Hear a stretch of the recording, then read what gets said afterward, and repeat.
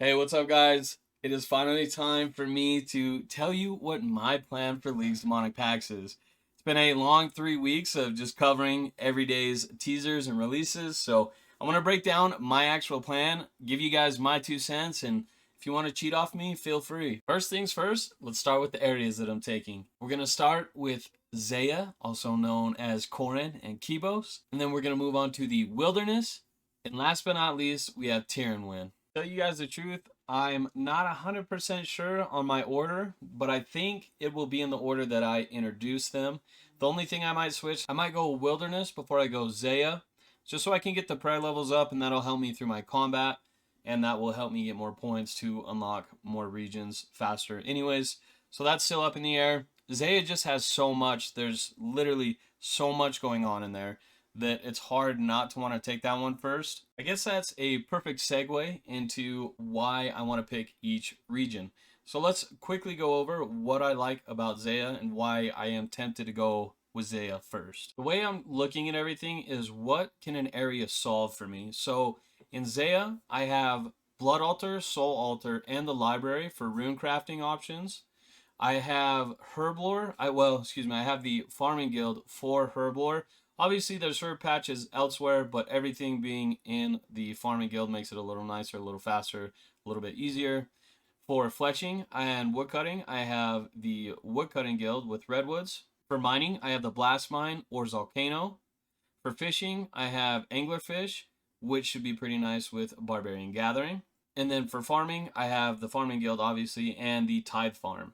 So those are some huge solves that are going to make getting those skills to at least 99 way easier. And then if I need to get them to 50 mil or 200 mil XP for the leagues task, that'll be really nice to have those handy. Now, you may be wondering why I didn't bring up any of the combat skills. And that's just because playing through leagues, you're going to get 99 and higher in your combat skills anyways. It really doesn't matter where you go. Combat is a part of every zone, every area. So you really don't have to stress about that. And that'll bring us to the Wilderness. Now, the Wilderness seems like it may not be very fruitful at first glance, but there are so many item drops that you can get from the multitude of bosses in the Wilderness that are really a quality of life drop to get, because you don't have to gather those resources anyways. You just get them in lump sum drops from the bosses, along with all the combat XP that you're getting. But the obvious huge perk of the Wilderness is the Chaos Altar.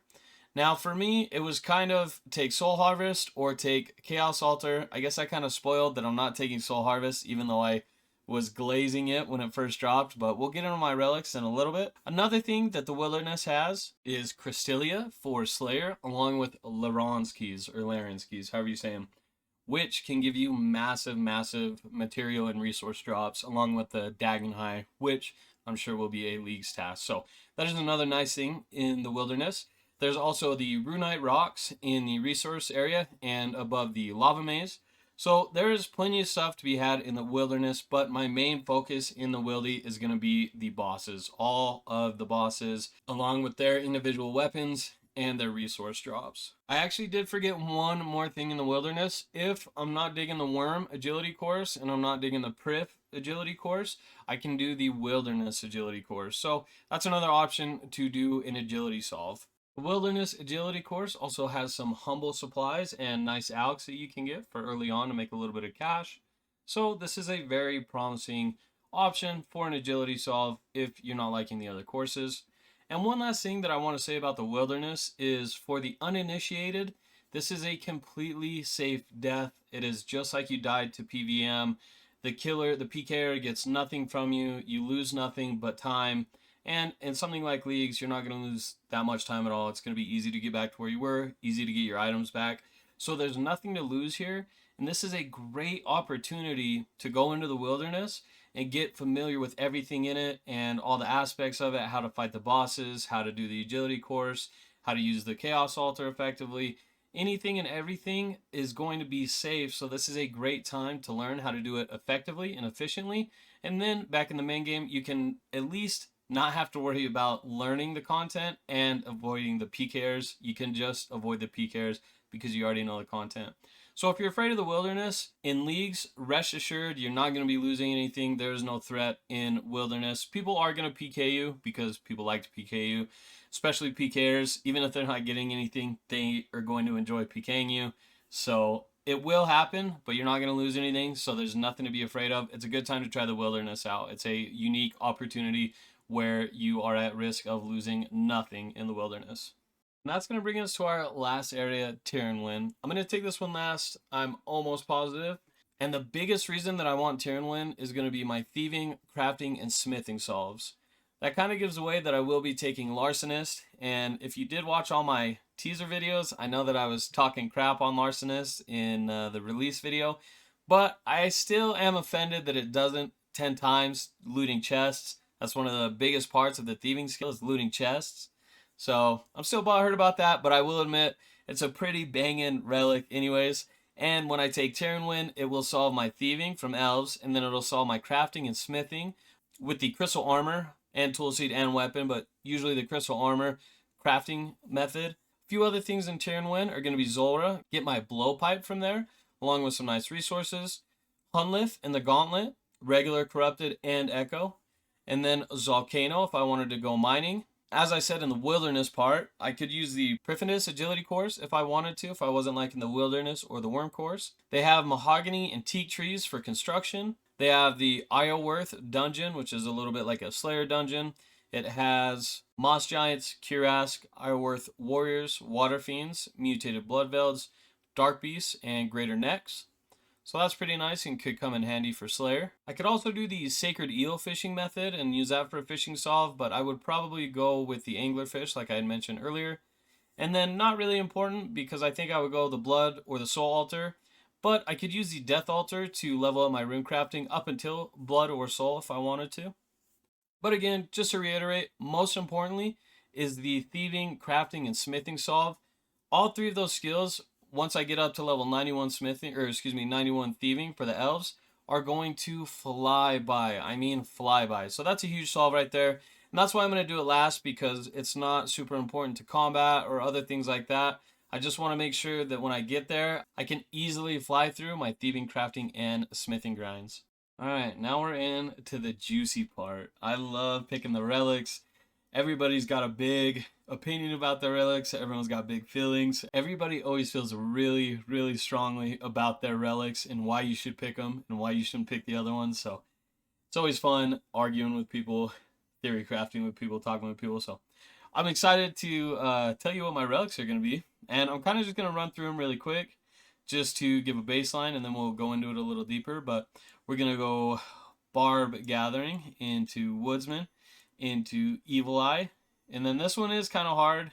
Between Conniving Clues and Transmutation, it's pretty hard. Butler's Bell is really good, but I think it just leans more AFK. So for points, I'm going to go Conniving Clues, and then we'll go Nature's Accord. I know Woodsman and Nature's Accord is probably a little bit of overkill, but if I only needed to get one 200 mil skill for the League's points, I think I might end up doing it in farming, so it might not be too much overkill for me. But if you think it's overkill, I get where you're coming from, and I wouldn't blame you. In tier 6, we're going to go Grimoire. I think Sustenance is a little bit of a crutch, to be honest. It's just if you're not as good at PVM, which I'm not a great PVMer by any means, but I think in Leagues I can get by without unlimited food. If it was unlimited food and unlimited potions, I may have a harder time not picking it. But Culling Spree is quality of life Slayer, but I don't think it's game-breaking Slayer, and I don't think it's needed to max Slayer. So the superior spawn rate is probably the most important part of Culling Spree, but I think I'll get on just fine without it because of the enhanced drop rates anyway, so I should still be able to get a Eternal Gem and an Imbued Heart, I would think. Then in 7, we'll go Reloaded, and we'll take this back to Larcenist. And then for tier 8, it's between Flask of Fervor and Executioner, and I gotta be honest, even Minion's pretty good. This one's pretty far out, so I will say I don't think I have my heart set here, but if I had to choose right this moment, I'm going to take Flask of Fervor. So that is my relic route, my relic strat. It is Barb, Gathering, Woodsman, Evil Eye, Conniving Clues for points, Nature's Accord, Grimoire, Reloaded into Larcenist, and Flask of Fervor. All right, so we've all seen a breakdown of each and every relic as deep as you can go. I'm not going to get too overwhelming with these. I just want to give a little bit of a justification and a thought process into my view and why I am going with what I'm going with. For tier 1, obviously Endless Harvest probably has the most value over the entirety of the leagues because you can do so much AFK and it goes straight to your bank and you're getting two things at once, whether it's rune rocks, redwood, logs, anything like that. You're getting two at once. So this is a very, very healthy relic and it's going to stay healthy throughout the whole leagues, but it doesn't do much more than that. It's a very good foundation, a very good baseline, and that's about all there is for it.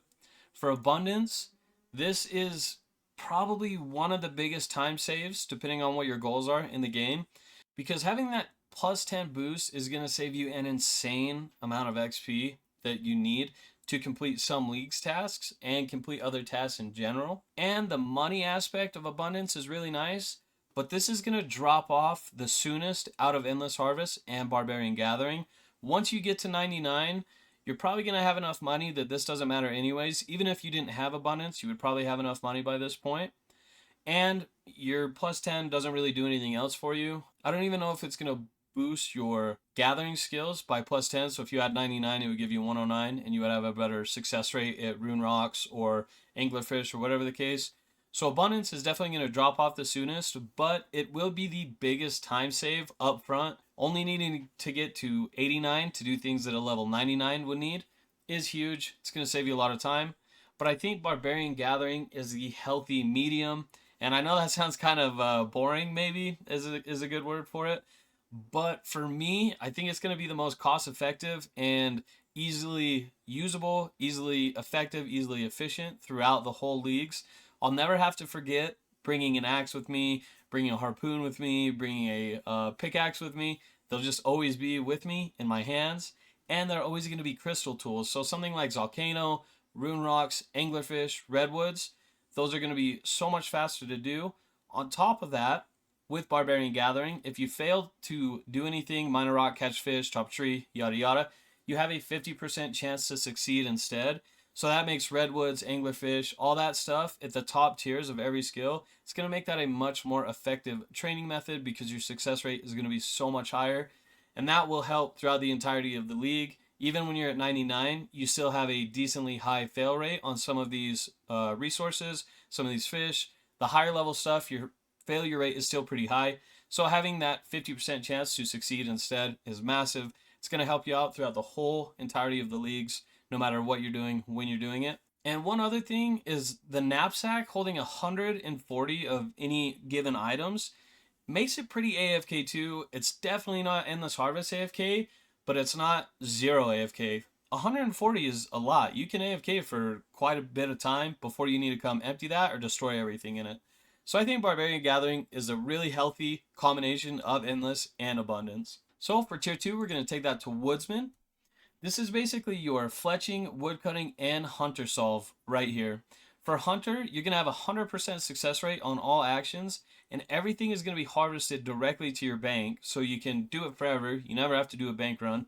With some stuff, you wouldn't have to do that anyways, but regardless, for chins, you wouldn't need it, but for other things you would, and regardless, it's going to be a huge quality of life. Your traps are going to attract animals faster, giving double loot and double XP. That's the important part. The double XP is insane. Seriously, this is going to make hunters so easy, especially with red chins in Varlamore in your starting area. You can go crazy with hunter. You could probably 99 hunter before you leave Varlamore if you really wanted to. For hunters rumors, you're going to get double XP and double rewards from the loot sacks. Your traps are always going to drop a random herb seed or tree seed. And that's why I say that maybe Nature's Accord and Woodsman is a little overkill. But at the same time, they synergize well. I'm never going to have to worry about my herb seeds or my tree seeds dying. So makes it a lot easier. I don't have to worry about paying anyone. I don't have to worry about checking on it soon enough, healing it up, anything like that. I think it synergizes well, but like I said, I can see why some people would say it's overkill. I'm probably not going to be doing too many jarred implings, but they're going to be doubled and noted, the loot is. So that's a nice little quality of life thing. Really, I probably would only be catching implings with my hands anyways. But since Cenarius is free to everybody and it is usable in this leagues, if I wanted to go that route, I could. Small quality of life thing is Quetzal whistles don't lose charges, but that's really not that important. And to go back to fletching really quick, this is a crazy fletching solve because it processes everything at once in your inventory. For stackable stuff, it'll be capped at 10 times the regular amount, but that's still insanely fast. It's going to be so easy to 99 fletching. Crazy, crazy easy. And if you wanted to use it as a fire making solve, you could, because you can turn this into automatically burning the logs that you chop. Since I'm taking Zaya, I'll have Wintertot, so I don't think I'll be using that aspect of this too much, which does feel a little bit wasted in the Relic, but there's still too much in the Relic that benefits me that I don't feel that bad not using the fire making aspect. And I could still use the fire making aspect to get up to level 50 to go to Wintertot, because you have to have 50 fire making before you go. So it'll still be a little bit of use case for me. Friendly Forager is nice, but I feel like Nature's Accord just does what Friendly Forager does a million times better. Basically, when you're doing things, gathering resources, you're going to be gating herbs passively. And they turn this into a silk-lined herb sack, so you can get 100 of each herb before you have to go bank it, which is insane. And it's going to be really nice for the AFKers. If you have Endless Harvest, Friendly Forager is a great pair. It's really good synergy between the two. But for me, with the 10 times Harvest and Nature's Accord for herbs, let's see, you will receive 10 times yield from all farming patches. Oh, it's for everything. It's not even for herbs. So it is for herbs, specifically talking about Friendly Forager. But I just feel like Nature's Accord does everything Friendly Forager does, just way better. So I don't know. That is my take on that. Hotfoot's really good. Hotfoot's a hard one to give up, especially because your caught fish are automatically cooked and your mined ore is automatically smelted. But like I said, I have a couple smithing solves in Tirannwn, so no big deal there. And then I will say, if you guys notice, I haven't had a cooking solve, but I feel like that's something that is easily enough solved that I don't have to worry about it. I can just cook my anglerfish. I can use area lamps, area achievement diary lamps on it. So I'm really not too stressed about cooking, but that would be a nice quality of life. And then this is going to be a massive, massive agility solve, which I actually forgot to mention with Barb Gathering. I'll get 10% strength XP and 10% agility XP from everything I'm getting in fishing, woodcutting, mining. So I didn't bring it up because it's not massive. It's not really a solve, but it is a nice little passive. So when it's back to Hotfoot, this will be your agility solve if you wanted to do that, because this will let you complete a course by picking up a Mark of Grace. So that's going to speed up your lap times a million, make it a lot faster, make it a lot nicer, and you're making a little bit of money on the side. If you're doing the Priv course or the Worm Agility course, you're going to get 10 times the Crystal Shards or 2 times the Termites, so that's a really nice quality of life. This is a really good relic. It just, in my opinion, doesn't do as much as Woodsman does, and it doesn't solve as important things as Woodsman does. I feel like Agility is going to be a really easy solve with the Worm course, and then for me, I have the Wilderness and the Priv course as well, so I'm not too worried about it. It'd be nice to level up the Agility AFK, but on the other side of that coin, if I can get better XP rates and focus on the skill, it's just kind of cutting even. If I would have done an AFK, it would have been about the same amount of time as focusing on it and just banging it out really quick. So it just doesn't do enough for me to put it over Woodsman. Over here for Bank Heist and map of Alacrity, I still can't say it right, but I like Evil Eye the most because taking Wilderness, this is going to be a massive time save for me. There's so many bosses in the Wilderness, and the Evil Eye teleport is going to help me fly through those.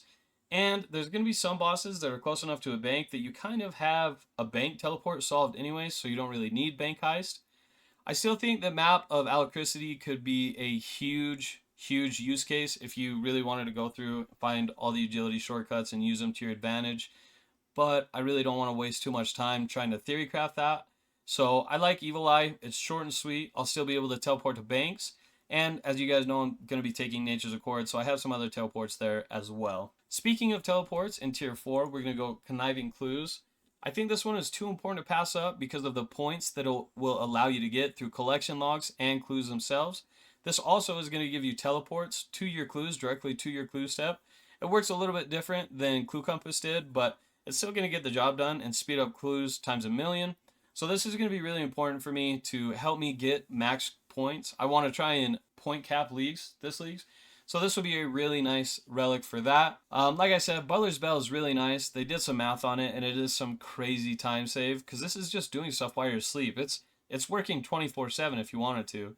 So it is a serious time save, but it's kind of the same principle for the hot foot thing for me. If this is stuff that I could do almost as fast, time wise, if I'm just focusing on it and doing it, I really don't need to take it. It would just be a quality of life thing, but then I'd be losing out on conniving clues or transmutation. So it's really nice. It's incredible. It's a really cool concept too that it's working while you're offline. But I really like conniving clues over this for points. I will say it is very hard not to take transmutation. I know you guys have watched all the videos, theory crafting and stuff like this. What you can do here is really insane. I really can't say enough about transmutation. I just can't get over the points that I can get from conniving clues and the time save that it's going to give me when I'm doing my clues. I think one big thing that stopped me from transmutation, I know it's kind of stupid and it sounds like complaining. It does suck that the gems only go up to Dragonstone. I guess it would be game breaking if you could do Onyx and Zenyte, so it makes sense. I get it. The most important thing I think from transmutation is the runes. If you have an air rune, you have a wrath rune, and if you have 100% regenerating, you're never going to run out of wrath runes, and that's all it takes. For me, I can get wrath runes from Alchemical Hydra and I think one other spot with the locations I'm taking, so I'm not too worried about it. I can get Astral Runes from the Grubby Chest in the Forthos Dungeon, so I'm good there. Once I have regenerating, I don't have to worry about earning those runes. I'll have them forever once I get one of those drops. So that kind of takes out the rune aspect of this. The Transmutation Ledger that gives you unlimited nature runes and 10 XP for every item you transmute is going to be a magic solve right there, and you have unlimited nats, so it's super nice, super quality of life. You can 99 magic after you get this, and probably a couple hours of AFK alking, so very cool. I guess AFK transmuting, not alking, but you guys get the point. This is really cool. It has some insane potential. Doing bones all the way up to superior bones is crazy. Getting all your seeds to the max level seeds is super crazy. This is really good. It's really good. Just keep in mind that my goal here is to try and point cap, and I think Conniving Clues is going to do a better job of getting me there than Transmutation would. I can do everything that Transmutation can do for me. It's just going to take me a little bit longer, and it's not enough of a time save to justify it over Conniving Clues. That'll bring us to Tier 5. If you guys watched my release videos, you knew I fell in love with Soul Harvest, and Soul Harvest is really good. I love it, and it's such an easy runecraft, and it's such an easy prayer solve. It's really nice. It's really quality of life. But the same principle as some of the other relics that I passed up on is I can get a runecraft solve and I can get a prayer solve. Like I said, I have the Blood Altar, I have the Soul Altar, I have a couple other options for runecrafting, and then for prayer, I have the Chaos Altar in the Wilderness. So even though this is so nice, and when I look at it, it's like a piece of candy. I want it really bad. If I have it, it's going to taste delicious, but it's not going to sustain me like a steak would. Now, I think Nature's Accord is my steak. I love Nature's Accord. Not only is it giving me Fairy's Flight, which is such a good teleport relic, but it's going to kill farming for me. I'm going to fly through farming. I never have to worry about anything dying. I'm going to get 10 times yield. I have 20% chance not to use my seeds, which I'll have 1,000,000 of from Woodsman. This is so nice. I really like Nature's Accord. And while we're here, we'll jump 6 really quick. Like I said, I'm going to take Reloaded. Unfortunately, I'll be honest, Flow State really doesn't have any kind of argument to take over Reloaded. There's no point. Anything that you can take with Reloaded is almost going to be better than Flow State. Maybe Eternal Sustenance wouldn't be. Maybe Bank Heist wouldn't be. But even Friendly Forger beats out Flow State. Abundance beats out Flow State. I don't know. Everything beats out Flow State. So we'll stay in Tier 5 really quick because I'm going to take Reloaded and come back to Larcenist. This is going to help me in my Tirannwn area. Like I said, this is going to solve thieving for me. This is going to solve crafting for me. And this is going to solve smithing for me. All very easily. It's also going to help me make a little bit of money, and I really like pairing this up with Tirannwn. I think it makes it lethal. I think it makes it really good. I still like Nature's Accord better. That's why I'm going with Nature's Accord first. Plus, I will have Zay unlocked before I have Tirannwn unlocked. So depending on what point I get my relics, it'll be more beneficial to have Nature's Accord first. But anyways, Tier 5 is the most stacked tier in all these relic tiers for sure. They beat all of them out. So it'll be nice to be able to reload back into Tier 5. One other thing I want to say is I think it is cool that they put Reloaded all the way at Tier 7. People were saying it's really weak to get it all the way to tier 7. But if you think about it, it really makes it that much more powerful because you can choose from 6 previous tiers, which is crazy. So let's move on to tier 6. This one, I'm going to take Grimoire. I think this is going to be really nice, especially when we pair it up with the Demonic Pacts. Once I pair it up with Demonic Pacts, the Ancient spellbook is going to be lethal for me. I can't wait to use that. It's going to be a lot of fun. We'll do a brief overview of my Demonic Pacts guide, or my strategy at least, after this. But anyways, another thing that I have here is going to be a construction solve. I'll be able to have the Lunar spellbook and do plank make. So that's kind of my plan for construction is Grimoire, Lunar spellbook, plank make, and then just construction that way. If I find a really good money making source, maybe we'll do some marble walls or whatever they're called, fireplaces, stuff like that. But for the most part, I'm just gonna have to probably go tried and true mahogany tables all the way to 99.